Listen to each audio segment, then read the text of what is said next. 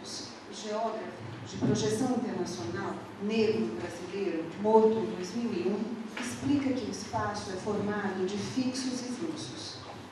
Diz ele: nós temos coisas fixas, fluxos que se originam dessas coisas fixas, fluxos que chegam a essas coisas fixas. Tudo isso junto é o espaço. Minha proposta hoje, neste evento que tematiza e privilegia os fluxos literários, é perguntar sobre a fixidez. Propor uma discussão sobre a imobilidade, uma imobilidade particular, certo? Dentro de um mundo quase sem fronteiras e sem distâncias, onde a circulação adquiriu importância fundamental e ganhou um ritmo frenético. Para a geografia de Santos, os fluxos são os instrumentos de trabalho e as forças produtivas, enquanto, os fixos.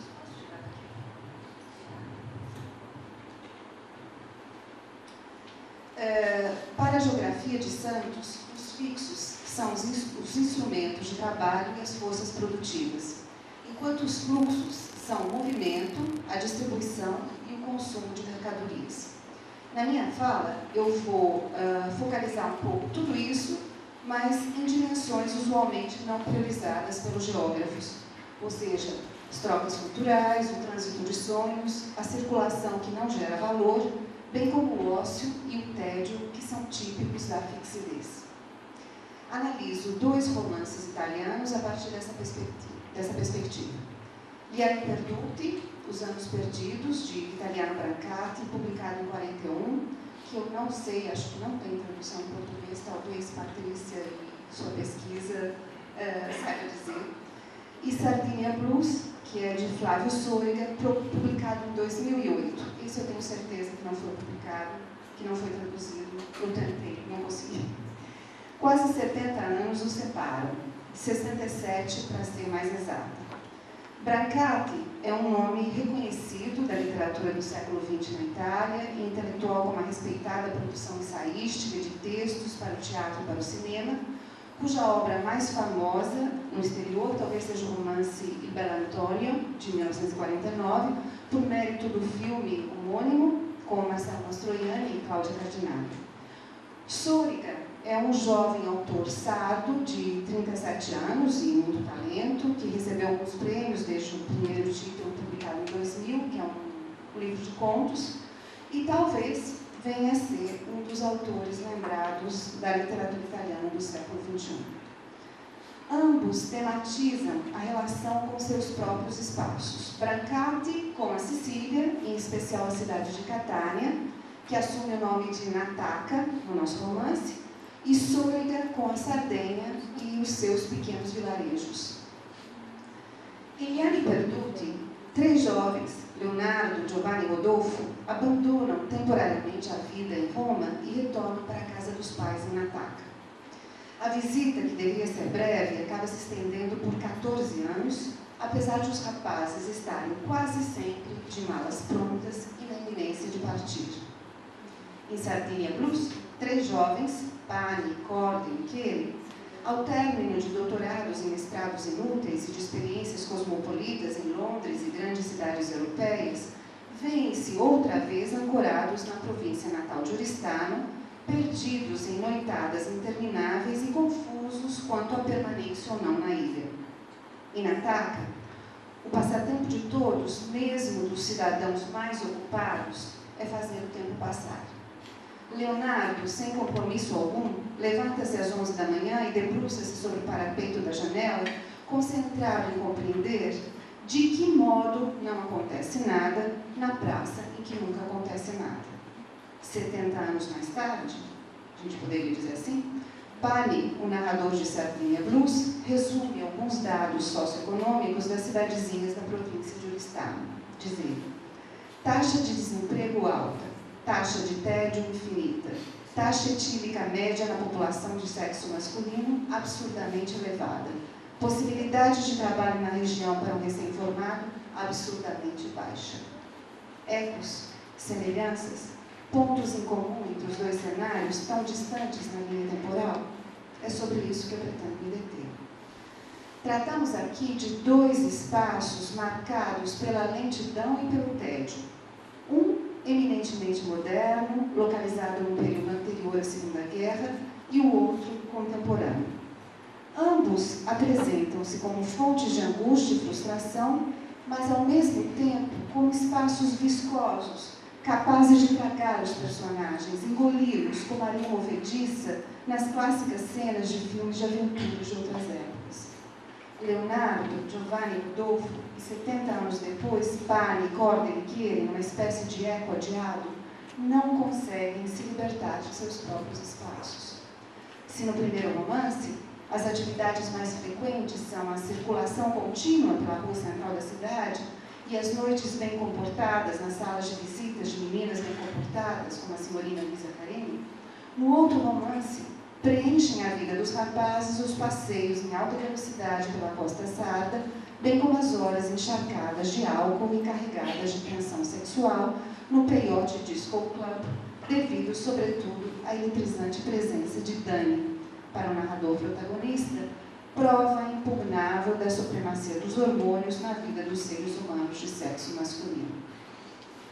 Se na Taca, os jovens trocam constantes zombarias entre si diante do retorno a Roma, que nunca se concretiza, e se lamentam pelo relógio que se arrasta, em Oristano, a condição insular e o significado do habitar a Sardenha ou mundo pautam as amargas e divertidas conversas dos três amigos que se autodenominam piratas da ilha. E é assim que eu vou chamá-los até o fim, praticamente. É interessante observar que, como nos indica Jameson em suas arqueologias do futuro, o isolamento e a condição de enclave colocam-se como imprescindíveis para a realização de um programa utópico. Uma cidade utópica, uma comuna, uma ilha, uma revolução.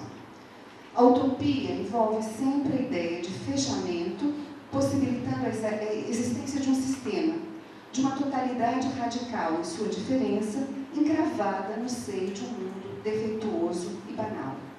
Segundo Jameson, tal enclave responde sempre a problemas e dilemas fundamentais da sociedade que o rodeia e propõe uma solução tão simples e autoexplicativa para todos os nossos males que qualquer pessoa poderia compreender. Nos dois romances, a condição de enclave ou de insularidade está posta. Afinal, nossos cenários, no limite, são duas ilhas, Sicília e Sardenha, das quais não se consegue sair. Entretanto, contrariamente à ideia de utopia, são outras características do fechamento que se fazem sentir na vida dos jovens personagens. A avareza dos horizontes, a pequenez das mentes e a falta de ar da província. Na Taca e Oristano, sem dúvida, apesar do isolamento, não são paraísos utópicos. Mas talvez, seguindo a constatação de Jameson, como estes nos permitem ler os males e os dilemas fundamentais da sociedade que as rodeia. Por que os três rapazes de Brancati e seus duplos pós-modernos são incapazes de alçar voo? O que os atrai do lado de fora? O que os amedronta? Todos os componentes afetivos que revestem a terra de origem, de certo, têm um peso sobre a imobilidade paradoxal desses jovens. A mãe de Giovanni, Annie Perduti, por exemplo, o convence de que o inverno em Roma seria frio e aquece e perfuma seu quarto com um cheiro de bosque que o faz se lembrar da infância. Também presentei o filho com um fonógrafo, discos modernos, dinheiro para comprar romances russos. Ao rapaz, resta apenas perceber que caíra numa armadilha e que naquele inverno já não é mais possível dispensar os cuidados maternos, a malha pesada e as ceroulas de lã. O retorno a Roma teria de esperar a primavera, quando a bagagem seria mais leve e prática. Porém, outras 14 primaveras se passam. Pani, por sua vez, referindo-se às suas paisagens afetivas, admite que se você não se suicidar de tédio em fevereiro, é o paraíso do não existir, como algumas cidadezinhas de Gales e da Escócia, como o campo francês. Um pequeno paraíso para nós que não faremos carreira e não faremos história. Não existe nenhum livreto de nenhuma agência de viagens e, no entanto, é um paraíso, uma espécie de paraíso, não utópico para mim. Sabe-se que Vitaliano Brancati escreveu seu romance em meados da década de 30, em Catânia, onde volta a viver após o rompimento com o regime fascista, do qual havia se aproximado durante alguns anos de residência na capital italiana. Desilusão e falta de perspectivas no plano político e pessoal, com certa dose de humorismo, atravessam sua escrita. E a Roma da ficção também se mostra um lugar para não se voltar, como aprendemos das confabulações do mimado Giovanni. De resto, não era boa a vida em Roma. Nas antecâmaras dos ministros e generais, diante daquelas pinturas tétricas do século XV, com os passos do porteiro que sobe e desce, a campainha que toca a cada 2 horas e arranca da cadeira um sujeito minúsculo que parecia ter se afundado nela. Não era boa, não era boa. Em meio às fardas e à escuridão que ocupam a nação e os centros urbanos, onde tudo acontece, os três rapazes parecem optar pelo tédio característico dos lugares lentos e fixos, de pouca circulação de coisas, informação, dinheiro, lugares na contramão, ainda que funcionais, do desenvolvimento do capital. Ali viverão seus anos perdidos, que, de certo, porém, serão igualmente perdidos para toda a Itália fascista. Zygmunt Bauman associa o início da Era Moderna ao posicionamento do tempo contra o espaço, ao momento em que o tempo passa a ser usado como ferramenta de conquista e de aproximação do espaço. Isso lá atrás, no início do capitalismo comercial. De acordo com suas palavras, a modernidade nasceu sob as estrelas da aceleração e da conquista de terras. Nataca, pelo visto, já estava conquistada, e as estrelas da aceleração tinham ido brilhar em outros céus até o dia em que Francesco Buscaino desembarca na cidade, assim como os outros por um breve período, mas munido de sonhos empreendedores e arrojados. O viajante, que se diz empresário de sucesso na América, envolve num frenesi todos os jovens ociosos e entediados para a realização de sua grande ideia, a construção de uma torre panorâmica. 10 anos transcorrem desde a captação de fundos para o projeto até o término da obra, que, entretanto, nunca será aberta para visitação por ordem da prefeitura. E Nataca uma lei que proíbe o acesso ao público de lugares altos, tentando impedir possíveis suicídios. Assim, aos habitantes entorpecidos da cidade horizontal, de casas baixas, estendida na areia, segundo a observação de Buscaino, não será concedido o direito de contemplar lá no alto, em troca de poucas liras, a própria modorra imobilidade, na contraluz, eu posso dizer assim, da já sombria paisagem italiana. No texto babélico de Suriga, os simpáticos piratas também se envolvem em projetos vários para matar o tempo ou ganhar alguns trocados. Um furto de passaportes, que serviria para alimentar o mercado paralelo em tempos de diáspora, a invasão de uma casa em busca do testamento de um velho, rico, que se engraça com a enfermeira polonesa, a pedido da filha preocupada com a herança, ou o furto de equipamentos de 2 escolas de balé a simples título de vingança pessoal, já que os 3 rapazes, por uma coincidência do destino, haviam sido abandonados por 3 bailarinas. Projetos merecedores de reprovação, censuráveis, bem como as longas noites mal dormidas em bebedeiras constantes, mas tudo em nome do tédio ou do blues, que embala a ilha na contemporaneidade.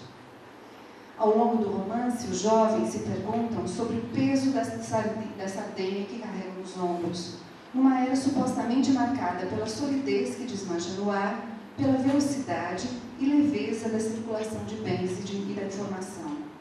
Os 3 piratas, personagens inquietos, vocacionados para o trânsito e saqueadores de significados culturais por excelência, em meio a morritos no Peyote Disco Club, citações musicais em inglês e espanhol e lembranças das terras estrangeiras, se indagam sobre o próprio lugar no mundo.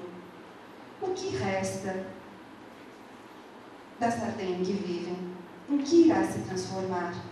Como interagir com esse espaço que não é o espaço folclorizado e anacrônico dos bandidos, queijos e pastores, nem o espaço do turismo exclusivo de luxo, mas que é também um pouco tudo isso? Como interagir com uma Sardenha que não é Londres nem Barcelona? E como interagir com Londres ou Barcelona, que não são a Sardenha? Na narrativa fragmentada e ansiosa de Sôrida, ouvimos o coração dos rapazes atraídos por apelos globais e promessas de outras trajetórias, palpitando também fora dali.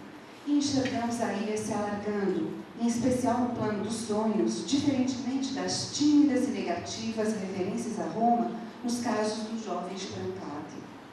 Para Pani, Coder e Kiri, o espaço da Sardenha supera a paisagem insular através de trânsitos culturais afetivos com o exterior, mas ao mesmo tempo se impõe asfixiante em sua imobilidade e restritivo às convocações mais intensas do tráfego. Para Leonardo, Giovanni e Rodolfo, Giuseppe Perduti, na verdade, não há Roma para onde voltar. O mundo ainda não chama e a nação foi invadida por forças sombrias que prezam o silêncio e a fixidez. Uma escadaria para o céu, inútil, autocontemplativa, é a saída proposta por Buscaino, capitalista fajuto, mas hábil em captar a impossibilidade de produzir, de se deslocar ou de sequer avistar um horizonte. Vale dizer que, malgrado o caráter frágil e precário das identidades contemporâneas, híbridas, transterritoriais, multilinguísticas, como queiram, a relação ser humano-espaço continua sendo tão fundamental quanto nos tempos idos. E quando não mediada pelo trabalho, ou seja, pela ação transformadora sobre o lugar habitado, é vivida com profundo sofrimento. O ócio ou o tédio dos três rapazes sardos e de seus antepassados brancatianos nada mais é do que a quebra desta relação, isto é, a incapacidade de escrever a própria paisagem que deveria se somar à paisagem herdada de seus predecessores e ser deixada para o futuro, numa sobreposição de escritas de acordo com o nosso geógrafo inspirador. Ele diz que uma paisagem é uma escrita sobre a outra. No caso de um regime de exceção, o projeto de uma torre panorâmica talvez seja uma resposta de exceção. No caso dos piratas pós-modernos, resta a dúvida frente ao tédio paralisante: ficar ou partir? E com palavras simples, mais uma vez Milton Santos demonstra o nexo dessa dúvida. Diz ele: a migração, em última instância, é sem paradoxo consequência também da imobilidade. Quem pode, vai consumir e volta ao lugar de origem. Quem não pode locomover-se periodicamente, vai e fica. É esse o cosmopolitismo do pobre a que se refere Silviano Santiago. Camponeses miseráveis e voluntariosos, operários desempregados no mundo urbano, ou os piratas da nossa ilha periférica. Encontram-se todos eles em Paris, Londres, Roma, Nova York e São Paulo, segundo as palavras do crítico, em um salto para o mundo milionário e transnacional, salto meio que enigmático na aparência, mas concreto na realidade. Salto que põe medo, que exige coragem, acrescentaria o narrador protagonista de Sardinha Blues, em tom de ódio àqueles que emigram. Diz ele: viva os viajantes, os emigrados de luxo e as inteligências exportadas. Viva quem tem coragem de não voltar, de fugir e não voltar. Fiquem aí nos montes a zombar dos diferentes. Fiquem aí onde está, no odiar a coragem de seu pai e de seu filho. Viva quem é forte o suficiente para largar tudo e ir trabalhar de garçom. Viva os dirigentes de empresas, os sardinha managers de King's Cross e os cabeleireiros de Sassari, em Chelsea. Viver na Sardenha, em Governador Valadares ou em qualquer rincão perdido do planeta, não é participar plenamente da vida globalizada. E disso se resseitam os três companheiros. Ainda que o cidadão e o consumidor se sobreponham, segundo Canclini, ainda que os arraigamentos territoriais se debilitem e que as identidades se estruturem mais sob a lógica dos mercados do que dos estados nacionais, a integração, através do consumo e da troca de objetos e símbolos, não se consuma a contento. Consumir não é suficiente para se tornar cidadão do mundo, muito menos cidadão. O crítico chileno, Rujo de la Rosa, numa dura crítica a essa tese, argumenta que no contexto global em que o cidadão consumidor estaria inserido, os bens e serviços são vistos como gerados, consumidos e intercambiados de maneira homogênea e consensual. O poder se dissolve no múltiplo, perdendo nome e sobrenome e excluindo o conflito. E uma identidade particular, aquela da sociedade capitalista em moldes estadunidenses, é generalizada em escala global. A globalização tem se revelado perversa e pouco global para muitas regiões do mundo. E nos últimos anos, diversos teóricos vêm se dedicando a examiná-la não mais como admirável ponto novo da integração, como talvez tenha sido tratado em períodos precedentes. David Harvey, outro geógrafo, em várias obras, empenha-se em apontar suas crueldades e em Espaços da Esperança, saiu aqui em 2004, foi publicado em 2000, comenta a incorporação excessivamente acrítica do conceito pela esquerda nos anos 80 e 90, propondo até mesmo uma mudança de linguagem, que o desconfio não pegou, né? De globalização para desenvolvimento geográfico desigual. A Juma Padurai, ao introduzir seu último livro, Fear of Small Numbers, de 2006, que saiu, não me lembro se 2010 ou 2011, aqui em português como o medo ao pequeno número, nessa introdução ele afirma que tratará dos lados escuros da globalização e do terror e da raiva das maiorias numéricas em relação às minorias, entre elas os migrantes da contemporaneidade. Nesse ensaio, o autor refere-se a uma grave crise de circulação produzida pela desconexão, ruptura, incongruência entre diferentes fluxos. Fluxos de imagens, de ideologias, bens, pessoas e riqueza. E, segundo ele, essa incongruência, essa desconexão entre os fluxos tem se mostrado característica da era global. Para Padurai, é o capital financeiro que se move rápido, invasivo e mais abstrato do que nunca, impelido pela revolução da informação e das tecnologias eletrônicas, acentuando ainda mais os contrastes entre ricos e pobres. A estes últimos seria reservada apenas uma dupla ansiedade. De um lado, uma ansiedade pela inclusão, eu quero fazer parte, e o consequente apagamento de diferenças e especificidades. De outro lado, ansiedade pela exclusão e a consequente exclusão da própria história.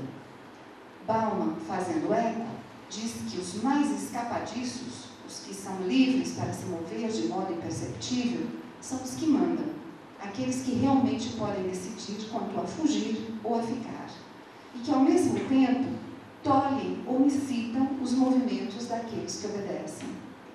Diante desse quadro, André Corda, o pirata aspirante a escritor, desiludido, já tomou uma decisão. Ele diz: eu quero me demitir da condição de sardo aqui e agora. Somos todos globalizados, senhores, não há escolha. É assim. Eu sou um falido, mas gostaria ao menos de ser um falido americano. Quanto gostaria? Um falido globalizado, um falido no mundo, não um patético escritor que não deu certo de uma ilha absurda, de um vilarejo absurdo como o meu e o de vocês. Concluindo, gostaria de ressaltar que, desse modo, o simpático pirata certamente incorre no mesmo erro de seus antepassados da aborrecida Nataka, ou seja, o de acreditar numa improvável torre panorâmica na qual, não mais em troca de poucas liras, mas agora por muitos dólares, se adquire o direito ao acesso